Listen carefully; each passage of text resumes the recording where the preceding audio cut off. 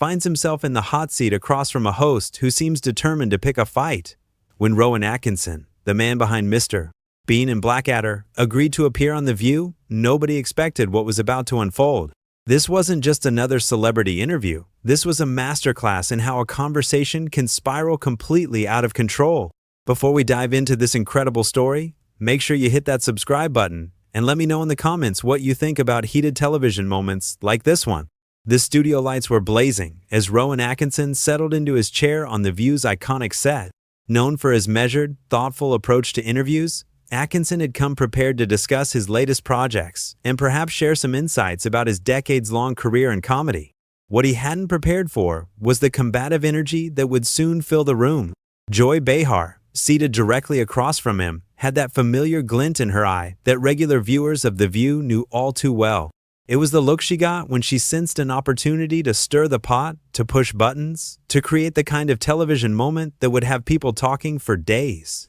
"So Rowan," Joy began, her voice carrying that distinctive New York edge, "you've made a career out of playing characters who don't speak much, Mr. Bean barely says a word, and even in Blackadder, you're often the straight man. Is it because you don't actually have much to say in real life?" The question hung in the air like a challenge. The other hosts exchanged glances, sensing immediately that this wasn't going to be the typical lighthearted celebrity chat they'd been expecting. Atkinson, ever the professional, maintained his composure, though there was a slight tightening around his eyes. "Well, Joy?" Atkinson replied, his crisp British accent cutting through the studio's tension. "I'd say there's a significant difference between choosing when to speak and having nothing to say. Comedy, particularly physical comedy, often communicates more in a single gesture than pages of dialogue ever could." Joy leaned forward, clearly not satisfied with what she perceived as a deflection. "But isn't that just a fancy way of saying you're hiding behind characters because you're uncomfortable with who you really are? I mean, when was the last time we saw the real Rowan Atkinson, not some bumbling character or uptight historical figure?" The studio audience shifted uncomfortably.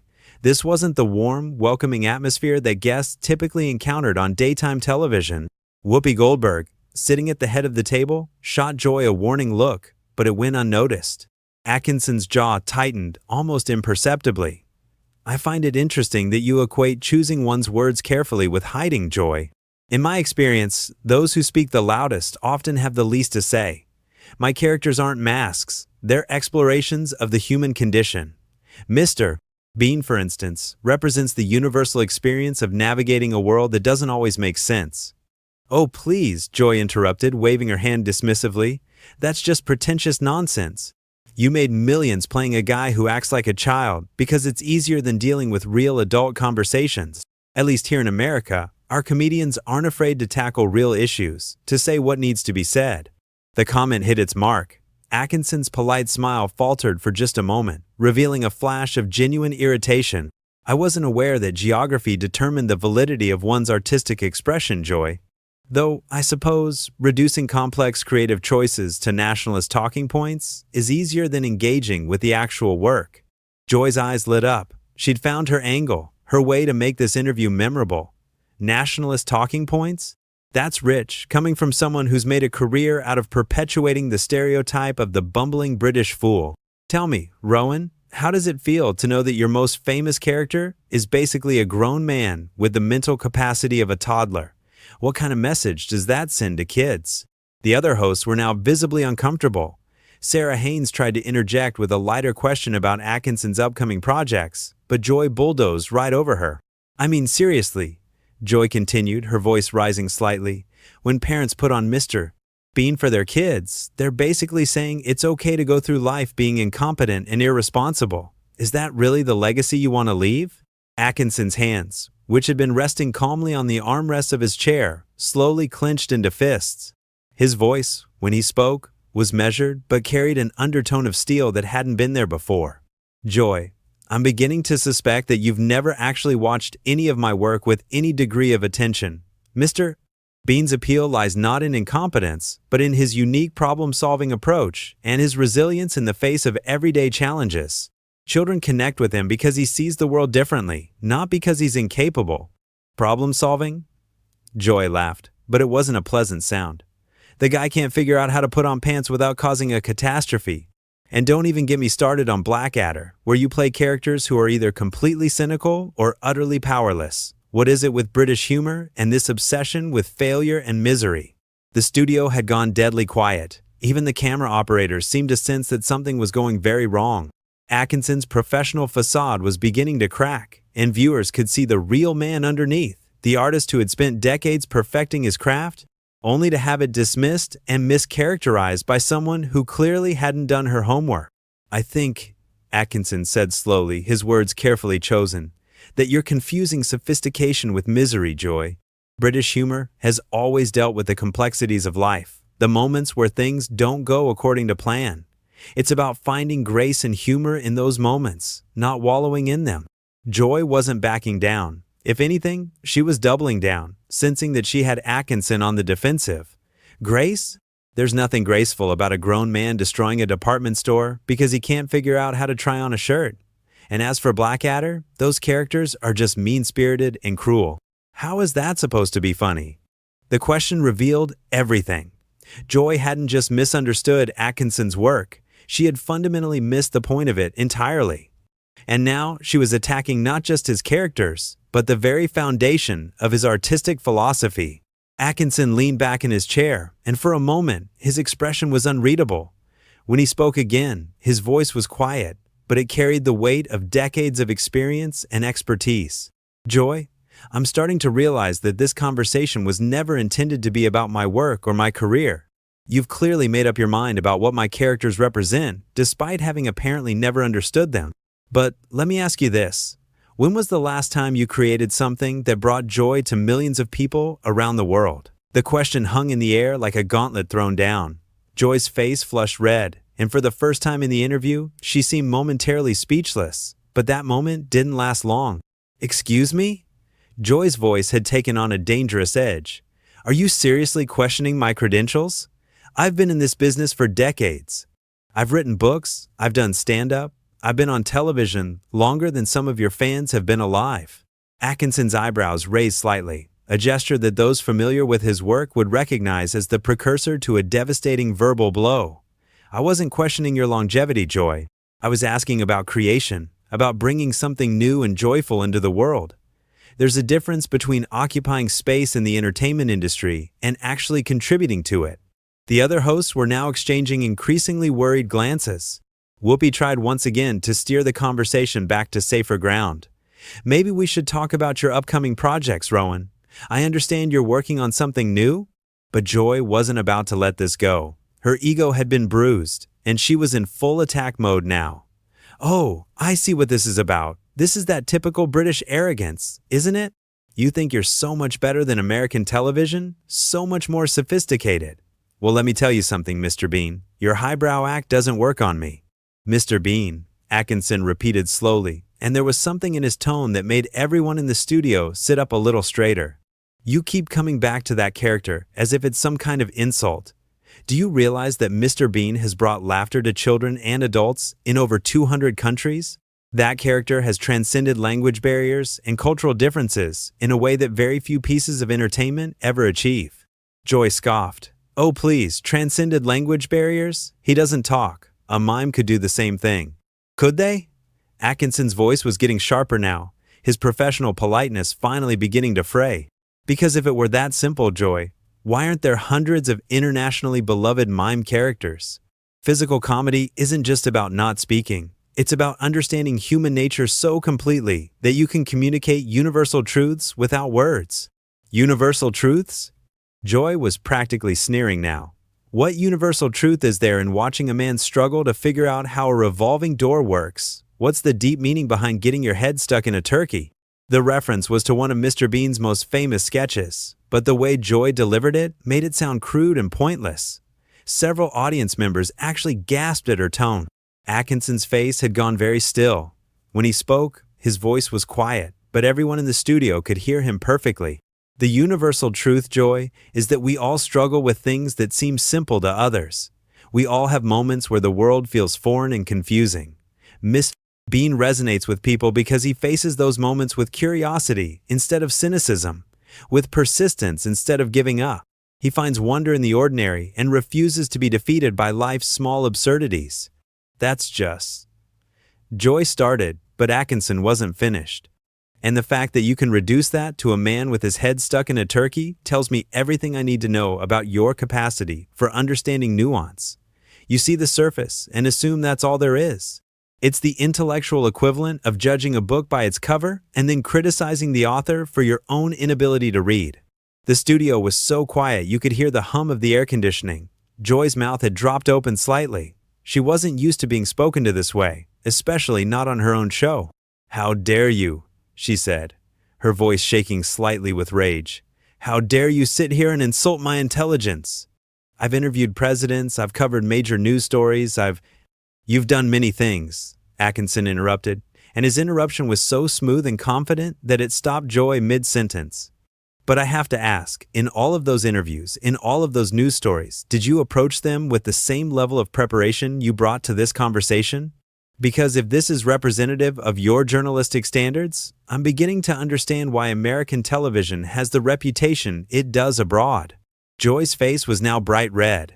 "What is that supposed to mean? What reputation?" Atkinson smiled, but it wasn't a kind smile. It was the smile of someone who had just been handed the perfect opening. "Well, Joy, there's a perception internationally that American daytime television prioritizes conflict over content, noise over nuance. That it's more interested in creating viral moments than actually informing or entertaining its audience. I always assumed that was an unfair stereotype, but sitting here today, I'm starting to think it might be more accurate than I'd hoped." "You pretentious, arrogant."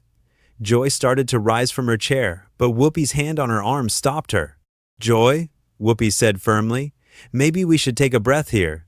But Joy shook her off. "No, I'm not going to sit here and let this pompous British snob insult me and my show and my country on national television." Atkinson leaned back in his chair, completely calm, despite the storm he'd unleashed. "I haven't insulted your country, Joy. I've made observations about a particular approach to television production, and I've pointed out that your criticism of my work seems to stem from a fundamental misunderstanding of what that work actually is. If you find those observations insulting, perhaps the problem isn't with the observations. The problem," Joy said, her voice rising to a near shout, "is that you think you're better than everyone else. You think your British sophistication makes you superior to us crude Americans." "Actually," Atkinson said, and his voice was maddeningly calm, "I think good comedy is good comedy, regardless of where it comes from. I think thoughtful entertainment can come from anywhere. But I also think that criticism should be informed, and interviews should be conducted with at least a basic understanding of the subject matter. These aren't particularly British expectations, Joy. They're professional ones." The other hosts were looking anywhere but at the confrontation unfolding in front of them. The audience was completely silent, sensing that they were witnessing something that was spiraling far beyond normal television boundaries. Joy stood up abruptly, her chair rolling backward. "I don't have to sit here and listen to this. This is my show, and I won't be talked down to by some has-been comedian who peaked 20 years ago with a character who can't even speak." Atkinson's composure finally cracked, not into anger, but into something worse, a cold disappointment that was somehow more devastating than any shout could have been. "Has-been?" he said quietly, rising slowly from his own chair. "Joy, Mr. Bean's Christmas special aired last month and broke viewing records across 3 continents. My live performances sell out within minutes of tickets going on sale. But even if none of that were true, even if I were exactly the has-been you seem so desperate for me to be, it wouldn't change the fact that you've spent the last 15 minutes demonstrating a complete inability to engage with ideas that challenge your preconceptions." He paused, looking directly at Joy with an expression of profound disappointment. "I came here expecting a conversation. What I found was a performance. And not a very good one." The words hit Joy like a physical blow. Her face cycled through several shades of red before settling on a dangerous crimson. The other hosts were frozen, unsure whether to intervene or simply let this train wreck continue to its inevitable conclusion. "A performance?" Joy's voice was trembling with rage. "You want to see a performance? I'll give you a performance. You sit there with your fancy accent and your pompous attitude, acting like you're some kind of artistic genius. But you know what you really are? You're a one-trick pony who got lucky with a character so simple that even children can understand it. And the reason children can understand it is because it has the intellectual depth of a puddle. Atkinson stood completely still for a moment, absorbing the full weight of Joy's attack. When he spoke, his voice was so quiet that the studio microphones had to strain to pick it up. "Joy, I want you to listen very carefully to what I'm about to say, because I'm only going to say it once." He took a step closer to the panel, his presence somehow commanding despite his calm demeanor. "You have just spent the better part of 20 minutes demonstrating exactly why intelligent discourse is dying in American media. You came into this interview with your mind made up, your talking points prepared, and your agenda set. You had no interest in learning anything about my work, my process, or my perspective. You wanted a target, and you thought I would be an easy one." Joy opened her mouth to interrupt, but Atkinson held up a hand, and something in his gesture was so authoritative that she actually stopped. "But here's what you failed to understand," he continued, his voice growing stronger. "The reason Mr. Bean has endured for over 3 decades isn't because he's simple. It's because he's honest. He approaches the world with genuine curiosity, with hope, with a willingness to try again when things go wrong. He doesn't assume the worst about people or situations. He doesn't attack what he doesn't understand. In that sense, Joy, he's the opposite of everything you've demonstrated here today." The studio was so quiet that the sound of Joy's breathing was audible. Her face had gone from red to pale, and for the first time in the interview, she seemed to realize that she might have pushed too far. "Now wait just a minute," she started, but Atkinson wasn't finished. "No, Joy. You've had your minutes, several of them in fact, and you've used every one to prove my point about the difference between speaking and having something to say. You see, the tragedy here isn't that you disagree with my work. People are entitled to their opinions, even poorly informed ones. The tragedy is that you had an opportunity to have a real conversation with someone whose perspective might have broadened your understanding. And instead, you chose to turn it into a gladiatorial combat for the entertainment of your audience." Whoopi finally found her voice. "Rowan, I think maybe we all got a little heated here. Why don't we?" "No, Whoopi," Atkinson said, turning to look at her with genuine regret. "This isn't about getting heated. This is about professional standards and basic respect. Joy didn't get heated. She got personal. She attacked not just my work, but the intelligence of everyone who enjoys it. She reduced decades of creative effort to crude stereotypes, and then had the audacity to suggest that her ignorance somehow represented a higher standard of discourse." He turned back to Joy, who was now looking distinctly uncomfortable under his steady gaze. "You called me a has-been, Joy. You said I peaked 20 years ago. But let me ask you something. When was the last time you created something that brought people together instead of driving them apart? When was the last time your work made someone smile instead of making them angry? When was the last time you used your platform to build something up instead of tearing something down?" Joy's mouth opened and closed several times, but no words came out. The woman who never seemed to be at a loss for something to say had been rendered speechless. "You know what the real difference is between American and British comedy?" Atkinson continued, his voice gaining momentum. "It's not sophistication or intelligence or any of the cultural stereotypes you seem so fond of. The difference is that British comedy often punches up at authority and power, while American comedy increasingly punches down at anyone who dares to be different, vulnerable, or sincere. Today, Joy, you've demonstrated that principle perfectly." Sarah Haynes made a desperate attempt to salvage the situation. "Maybe we could talk about your charity work, Rowan. I know you're involved with several." But Atkinson was already moving toward his chair to collect his jacket. "I appreciate the attempt, Sarah, but I think we're well past the point where this conversation can be rescued. Joy has made it very clear that she's not interested in actual dialogue, and I'm not interested in providing content for her circus." Joy finally found her voice again, and predictably, it was defensive and angry. "You can't just walk out. This is live television. You have a commitment." Atkinson paused in putting on his jacket and looked at her with something approaching pity. "Joy, my commitment was to participate in an interview, not to serve as a punching bag for your insecurities. There's a difference between challenging questions and personal attacks, between professional skepticism and willful ignorance. You crossed that line 15 minutes ago, and you've been dancing on the other side ever since. This is ridiculous." Joy snapped, her composure completely gone now. "You're acting like a child who didn't get his way. This is how interviews work in the real world. We ask tough questions." Atkinson finished putting on his jacket and turned to face Joy one final time. "No, Joy. In the real world, interviewers prepare. They research their subjects. They ask informed questions based on actual knowledge rather than assumptions and prejudices. What you've done here today isn't journalism. It's not entertainment, and it's certainly not professional. It's simply sad.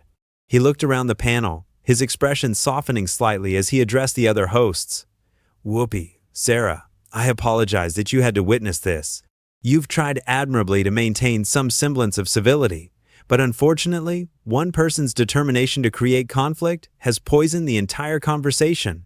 Joy stood up abruptly, her chair rolling backward again. Don't you dare apologize for me. I don't need your pity or your condescension. If you can't handle a tough interview, maybe you should stick to children's television. The insult was clearly meant to be a final blow, but it had the opposite effect. Atkinson smiled, and for the first time since the interview began, it was a genuine smile. You know what, Joy? You've just given me the perfect ending to this debacle. Yes, I do work in children's television sometimes. Do you know why? Because children appreciate honesty, creativity, and genuine emotion. They don't have time for the kind of manufactured outrage and artificial conflict that you seem to think passes for adult conversation. Children understand that entertainment should bring joy, not just generate clicks and controversy. He moved toward the edge of the set, then paused and looked back at Joy one more time. Perhaps if more adults approached the world with the openness and honesty of children, we wouldn't need characters like Mr. Bean to remind us what genuine curiosity and resilience look like. Joy was practically vibrating with rage now. Fine, walk away. Run back to England where people will appreciate your precious Mr. Bean. We don't need you here. Atkinson's final smile was devastating in its kindness. Joy, the beautiful thing about good comedy, good art, good entertainment of any kind, is that it doesn't matter whether you need it or not.